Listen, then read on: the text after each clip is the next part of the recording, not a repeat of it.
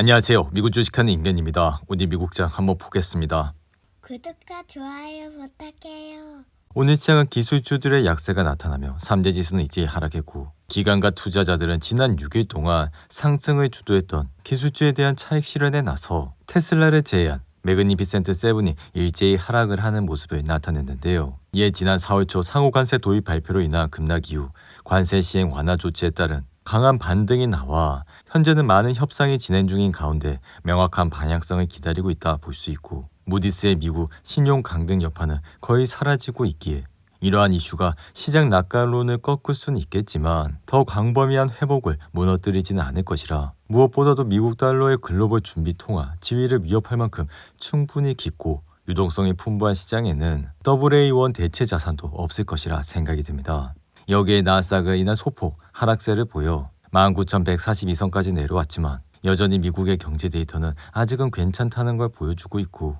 특히나 물가도 지금까지는 안정적이라는 것을 알려줘 지금은 증시가 적정 가치에 도달했다는 분석과 함께 일부 차익 실현도 나타나곤 있지만 그동안 관세 공포에 몸을 사려온 기관들과 투자자들은 추격 매수를 해야 되는 상황, 즉 포모 상태에 몰리고 있어 앞으로도 증시는 크게는 떨어지지 않을 것이라 생각이 드는데요. 하지만 이날의 소폭 하락세는 대부분 매그니피센트 7 주식들이 저조했기 때문으로 최근 애플은 트럼프가 아이폰을 인도에서 더 많이 생산하는 것을 원하지 않는다며 팀쿡을 비판한 게 영향을 미쳤기에 애플의 주가는 현재 매그니피센트 7 주식들 중에서도 가장 좋지 않은 흐름을 나타내고 있죠. 이에 개인적인 생각으로 지금은 수익률을 확보하려는 움직임과 홀로 뒤처질지 두려워 추격 매수하는 포모 그리고 많은 관세 협상의 타결과 자금 추가 유입 등이 맞물리면서 여전히 기업들의 펀더멘탈은 긍정적인 모습을 보여주고 있기에 만약 트럼프가 관세로 충격을 준다고 하더라도 증시는 이전처럼 크게 흔들릴 가능성이 매우 적어졌다 할 수 있는데요. 이에 시장에선 이제 관세가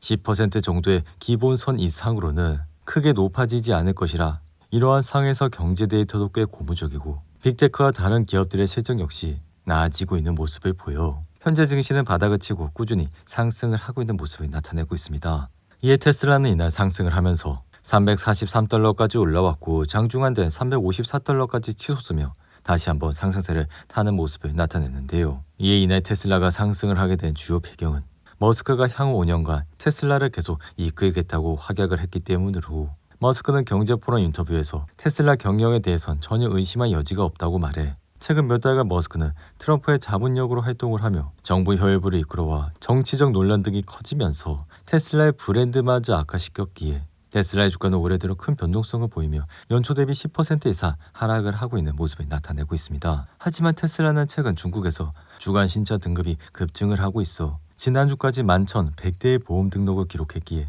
이에 이번 신차 등록 급증은 기관과 투자자들에게 안도감을 줄 것이라 지지난주 3,100대보다 3배나 증가했다 볼 수 있으며 이번 실적은 미국과 스페인을 포함한 유럽 지역에서 판매 부진을 겪고 있는 가운데 나온 것이라 이러한 결과는 결국 기관과 투자자들에게 안도감을 줄 것이라 생각이 드는데요. 이에 테슬라 주가는 4주 연속 상승세를 기록하며 연초 대비 주가 하락률을 크게 줄이고 있고 여기에 미국 외식업체 하통을 테슬라 이사위원으로 임명한 것이 영향을 미쳐 현재 테슬라 주가는 꾸준히 상승을 하고 있는 모습을 나타내고 있습니다. 이에 개인적인 생각은 이러한 상승의 패턴은 다가오는 6월 로보택시에 대한 발표 전까진 이어질 것이라 생각이 들며 그동안 테슬라는 이러한 행사가 있을 때마다 주가는 행사 직전까지는 꾸준히 상승을 하는 모습을 나타냈는데요. 반면 중국의 샤오미는 테슬라의 주력 차종인 모델 Y의 경쟁 차량을 출시할 것이라는 소식에 최근 주가는 상승세를 타고 있고 샤오미는 지난 3월 시장 예상치를 상회하는 실적을 밝힌 이후 흔들리는 모습까지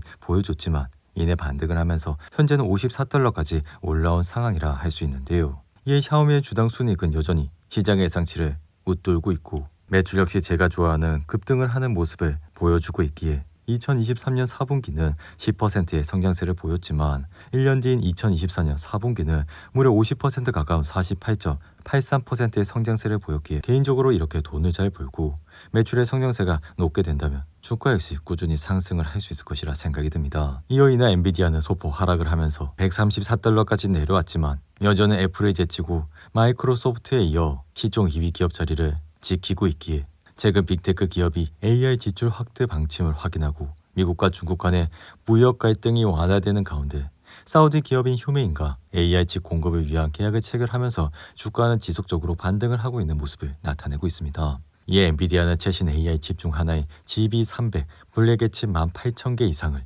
사우디 기업인 휴메인에 제공한다고 밝혔고, 해당 계약은 트럼프가 중동 방문 중 체결돼서 더욱더 주목을 받았는데요. 이에 엔비디아는 최근 미국과 중국이 서로에 대한 관세를 90일간 대폭 인하하기로 합의한 가운데 중동 지역에서 새로운 사업 기회를 찾을 수 있다는 기대감이 커져 아울러 시장 우려와 달리 주요 빅테크 기업들이 지출 확대 방침까지 발표해 마이크로소프트 알파벳은 내년 투자를 늘릴 것이라 밝혔고, 메타는 AI 수요 증가를 이유로 자본 지출 전망치를 상향 조정해 이렇게 아마존까지 포함한 4기업의 내년 자본 지출은 올해 추산치 대비 6% 증가한 약 3,300억 달러에 이를 것이라 예상이 됩니다. 여기에 사우디 인프라 사업 관련 계약이 엔비디아의 최대 연간 50억 달러의 수익을 가져다 줄 예정이라 중국 수출 통제로 인한 매출 감소를 상쇄할 수 있을 것이라 생각이 들며, 지금은 기술적 강세 그리고 밸류에이션, 성장성과 특히 중동이라는 새로운 시장까지 모든 지표가 엔비디아에 유리하게 작용을 하고 있기에 기본 펀더멘탈이 이처럼 탄탄할 때 추세를 꺾는 것은 매우 어렵다고 생각이 드는데요.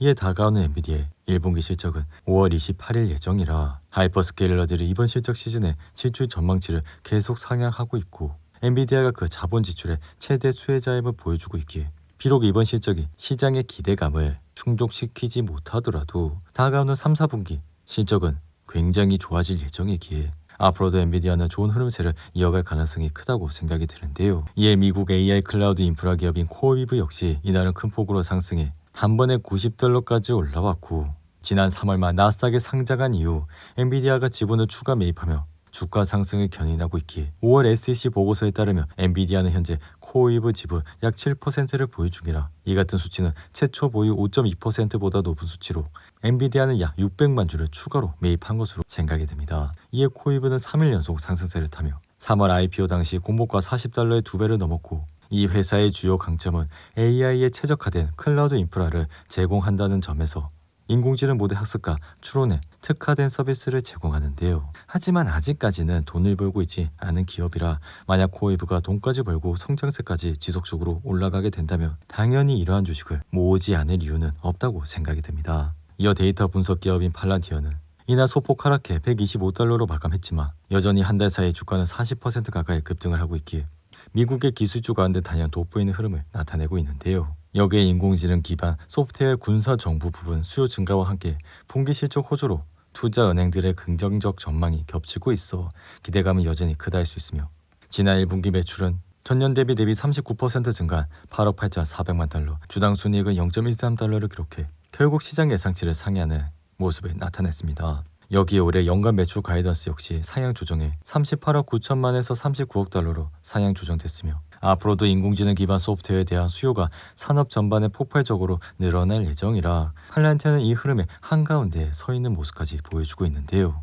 여기에 지금 이러한 강점으로 미국뿐만 아니라 유럽과 아시아, 중동 등으로 고객사를 빠르게 넓히고 있어 북대서양 조약기구 나토와의 공동 프로젝트 그리고 유럽 안보 기술 플랫폼 구축 등을 통해 글로벌 안보 인프라 시장에서도 영향력을 확대 중이라 할 수 있습니다. 이어 사이버 보안 기업인 팔로알토는 다가오는 3분기 서비스에서 발생할 것으로 예상되는 성과 의무가 135억 달러라고 발표한 이후 주가는 4% 하락 중이며, 비디오 게임 제조업체인 테이크투 인터랙티브 역시 10억 달러 규모의 보통주 발행을 발표하자마자 주가는 3%나 하락을 하고 있는데요. 반면 전자 테스트 장비 업체인 키사이트는 2분기 실적을 발표하며 시장 예상치를 상해 현재 장에서 5% 상승 중이며, 모딘 매뉴패처링 역시 예상을 뛰어넘는 4분기 실적 발표 이후 주가는 2%나 상승을 하고 있는데요. 이어 고급 주택 건설업체인 톰 브라더스는 예상치를 상회하는 실적이 나와 6% 상승 중이며, 퀀텀 컴퓨팅 회사인 디웨이브 퀀텀은 어드밴티지2라는 최신 컴퓨팅 시스템을 발표한 이후